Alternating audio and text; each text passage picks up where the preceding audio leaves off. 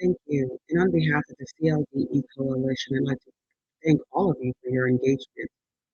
It is now my pleasure to introduce the final speaker for this afternoon, Carol Geary Schneider. Carol is President Emerita of AAC&U, one of the Coalition's lead partners. She currently serves as a senior advisor to the Coalition, and she's going to speak with you about the Coalition's draft framework for college students' civic and small d democratic learning in college. Carol, please take it away. So thank you, everybody. Thank you for participating in this forum, and thank you for coming to this final culminating session of our first forum in a larger series. I want to say thanks especially to the Endeavor Foundation for supporting the Coalition's work and this series of what we've called planning and action forums. I'm going to say a little bit more about the next four at the end of my remarks, but right now I just want to say that Endeavor Foundation has been a force for good for over 2 decades in advancing the civic learning movement across all parts of higher education, and we are honored to be part of their portfolio.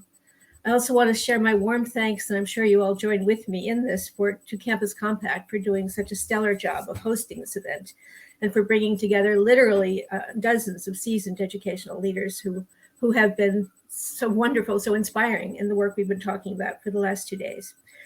And I especially want to thank the educators who've joined us, the amazing students who spoke yesterday and reminded us what this is all about. Collectively, you have contributed a wealth of examples, great resources to our practice for this forum. So if we can have the slides now. Yeah. What I'm going to be talking now about today is the shift from recognizing what abundant, powerful civic learning practice we already have on campus to a meta discussion about what are the guiding purposes for this. We're saying we want to accelerate this movement. How do we make the case to our communities for what it is that students will gain from it, why it is that it matters? And as I do this, I want to step back a bit and just pick up on the themes that so many of you have been discussing yourself in the plenary sessions, but also the concurrent sessions.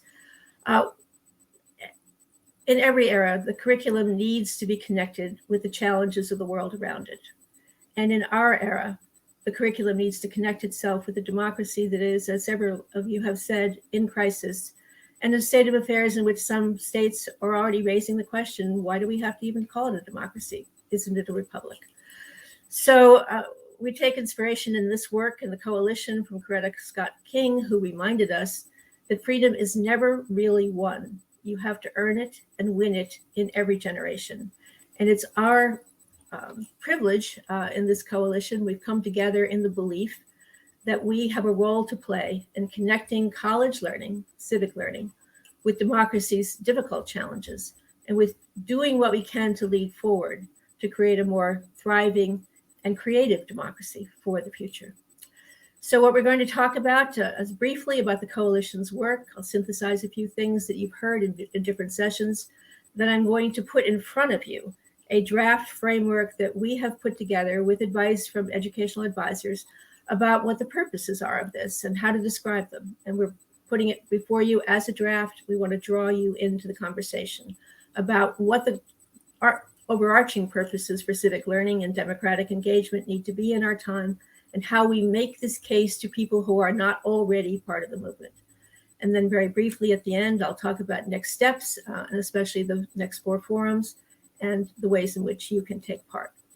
So by now, I hope you understand that the Coalition for Civic and Democratic Learning is led by 5 organizations, and the distinctive feature about it is that it brings together educational organizations that have been longtime leaders in this work with policy organizations that are in a position to influence greater attention to civic learning as a component of other policy priorities like completion, like diversity, equity, and inclusion, like career preparation, but also to live up to our ultimate goal, which is to make civic and democracy learning a shared priority in their own right.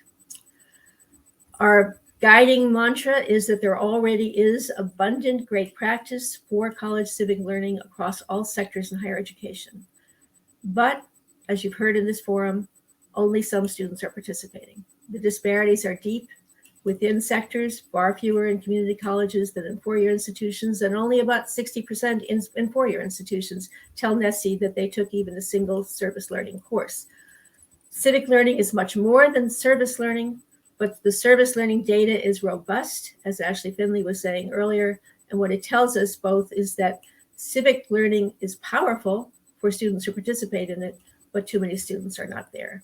So the coalition seeks to expand our reach and to make college civic learning inclusive and high impact for all our students. Now, 5 organizations, even working together, can't do it alone. And so we are proud to have 70 additional organizations that have endorsed this effort, many of which are working with us very closely and very actively. And you've been hearing about that all afternoon today. I want to signal out the University of Virginia's Karsh Institute for Democracy, which is one of our partners in co-sponsoring this forum series. We're working as well with AAC&U, with the Bonner Foundation, with Bringing Theory to Practice, with the multi-state initiative that's being formed that you heard about in some of the sessions, with NASH, who is helping with that multi-state initiative. And we are working with all 7 institutional accreditors, each of whom has named a liaison to work with us. So our shared purpose is inventing strategic alliances and initiatives to advance this movement, to build a larger sense of determination that civic learning ought to be integral, a DNA part of the undergraduate experience in America. So this is our call to action.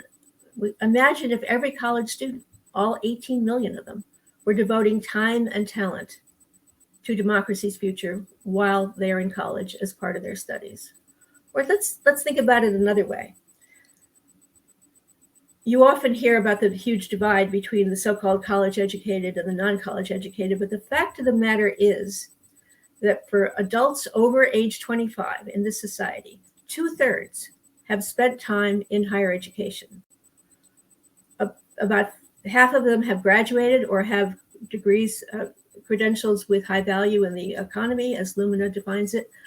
But another 18 million people, 33 million people, 18% of the population, spent time in college. They wanted to finish. They may yet come back. Imagine if every one of them, 2/3 of all American adults, had spent time during their college studies from the first semester on thinking about their role as citizens and civic participants, as well as their preparation for careers. What a difference it might make to the kind of democracy we are creating.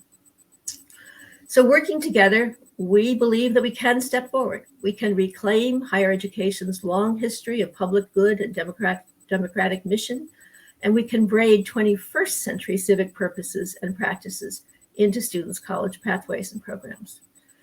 So just a couple of minutes to synthesize some of the things you've already heard. The top priority collaborations that we have ongoing right now include the new research on what students gain from college civic learning, a powerful resource for making the case. The multi-state collaborative, 2- and 4-year institutions within systems coming together to advance civic learning as an expected rather than elective part of the undergraduate curriculum. Civic learning leadership from the accrediting associations. There are also CLDE collaborations in the making. We are exploring how to create a more powerful and potent crosswalk with the very important K-12 reforms that are advancing already under the headline Educating for American Democracy Roadmap in History and Civics in the Schools. We want to be good partners in advancing those reforms. We also need to recognize that those reforms themselves are only reaching some of our school students. We want to work more closely with those who are leading the work on deliberative dialogues and free inquiry initiatives and make that a central part of what we mean by civic learning in college. And we are opening a conversation with AAC&U and CCA about what it means to broaden the meanings of student success and going deeper into the practices that actually do increase completion for college students who do them. So as we work to accelerate the movement, and as we reach out to partners to talk about how we can work together, educational leaders and organizations and policy leaders as well, together to advance this movement, the question emerges, what exactly is it that we want our institutions to do? And how do we make the case for the ultimate goals, what students will gain from their civic learning in college. And so earlier this fall, the CLDE leadership team began to work with its educational advisors to create a draft framework. And I emphasize that it is a draft framework to try and describe what it is that we mean by civic learning in college. But before I describe the draft framework, we have a question to all of you who have signed on for this final session about the guiding purposes. Do you yourselves have a strong framework for college civic and democratic learning? And if so, would you share it with us? Would you put a link in the chat or follow up after this event? We want to learn from your work. We want to be informed by the discussions that you have already had across higher education as to what you mean by college civic learning. Especially if you've made it required for their students, how have you defined it? Please do share. But of course, we ourselves have been taking a large look at the landscape, and we have identified at least 4 big themes, multiple meanings across institutions as to what you're emphasizing, what you think is important in civic learning and democracy engagement for our time. The first one, I think you've already heard a lot about in this forum.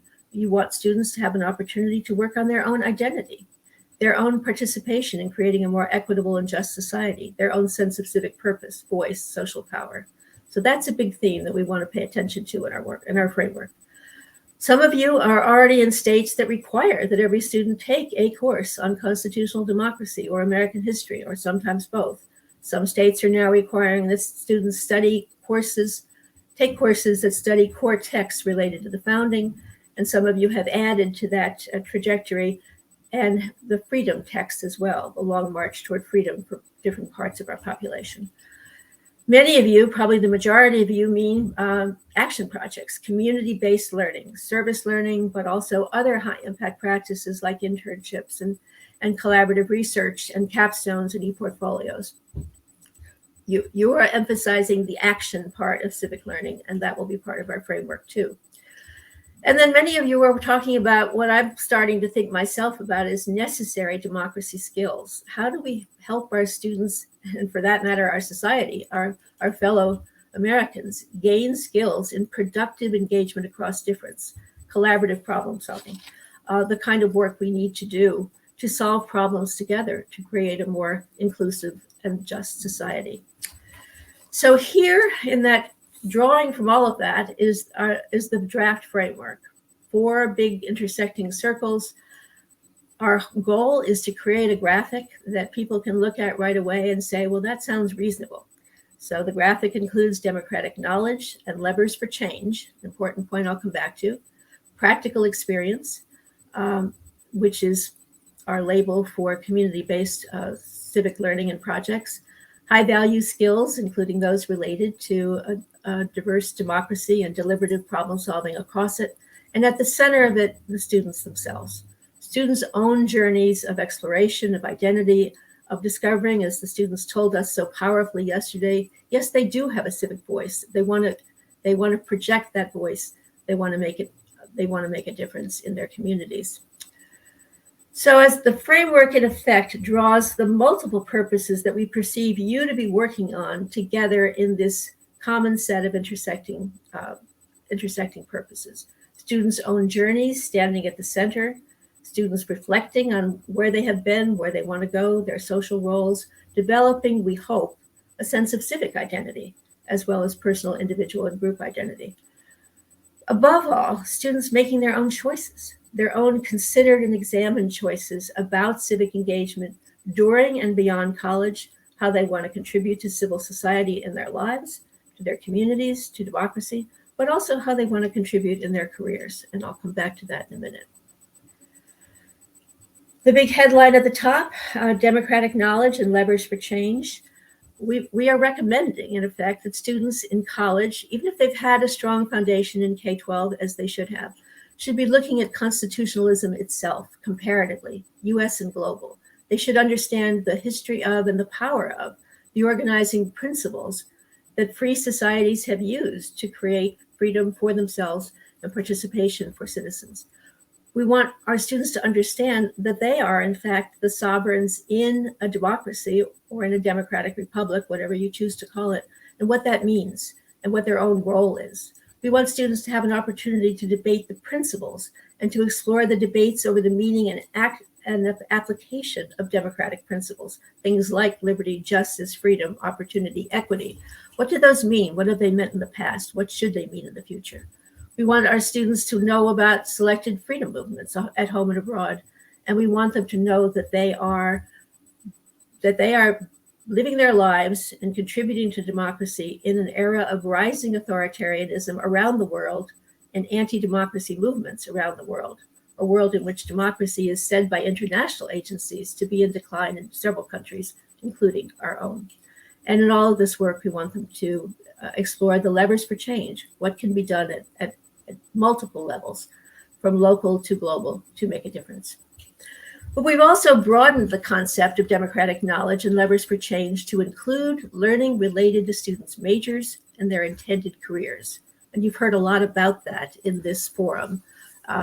In fact, I think that was one of the star experiences of the forum yesterday, discovering, as one person put in the chat, whoever thought math and international peace movements, bringing those together, what a great idea.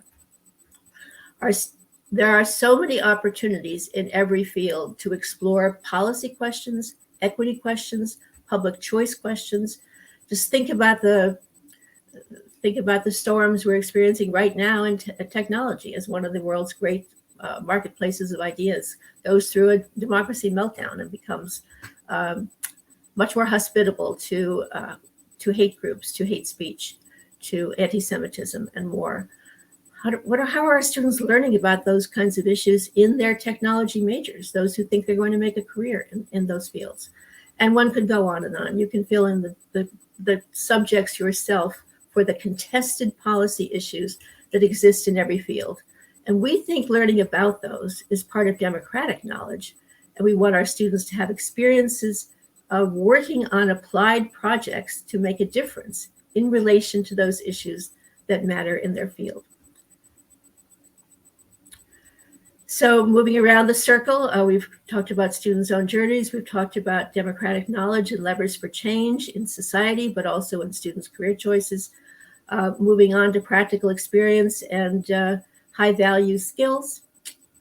Practical experience, we agree with you that this is one of the most powerful aspects of civic learning, not the only aspect, but clearly the one that has the most transformative impact on students' own sense of who they are, who they can become, and how they can contribute and what they want to contribute. The research that Ashley Finley and her colleagues produced from AAC&U is really mainly based on students who are engaged in active, hands-on applied civic learning.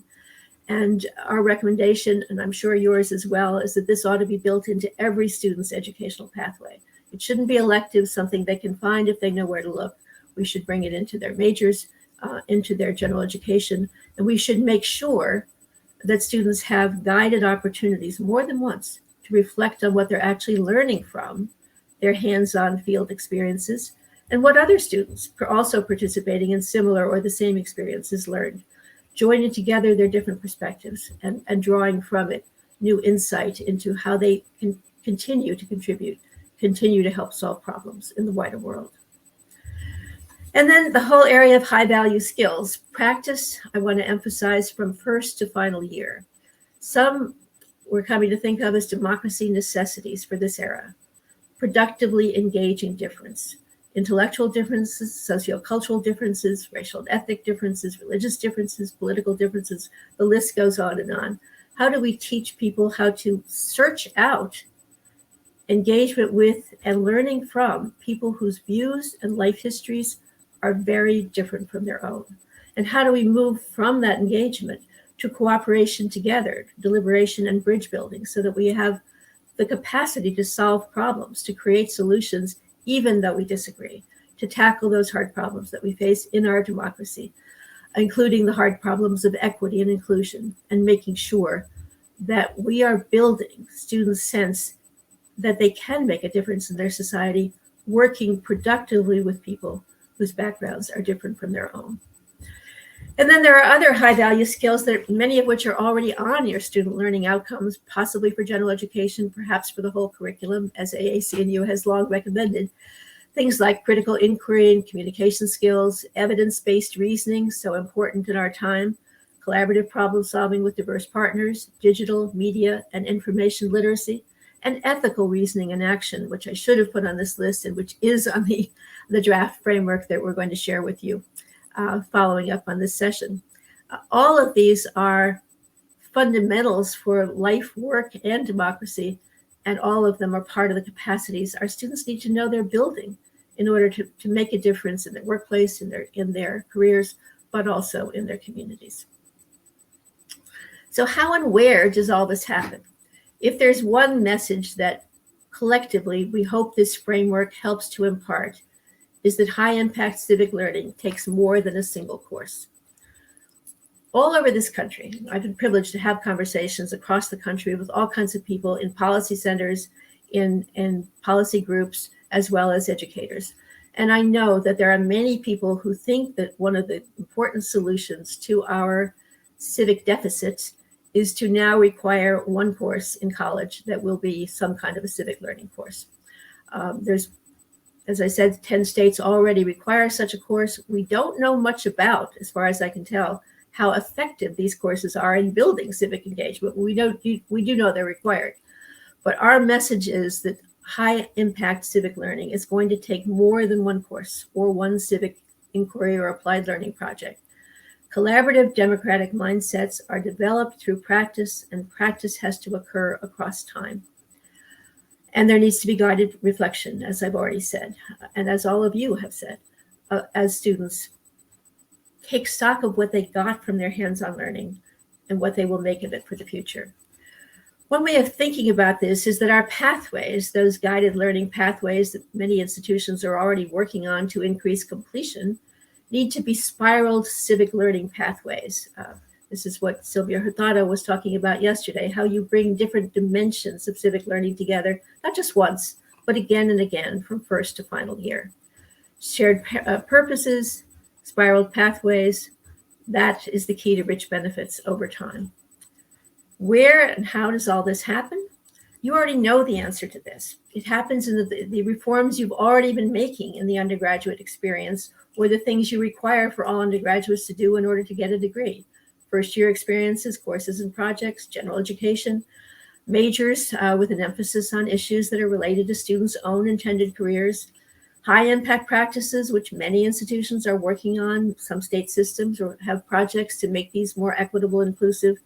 E-portfolios, a powerful source, a kind of meta high practice, as some of my colleagues have taught me to say, in which students can themselves both curate and share their growth over time as they learn, as they develop powerful skills to use in the world, as they come to learn more about issues they care about, and as they do work in which they can take pride.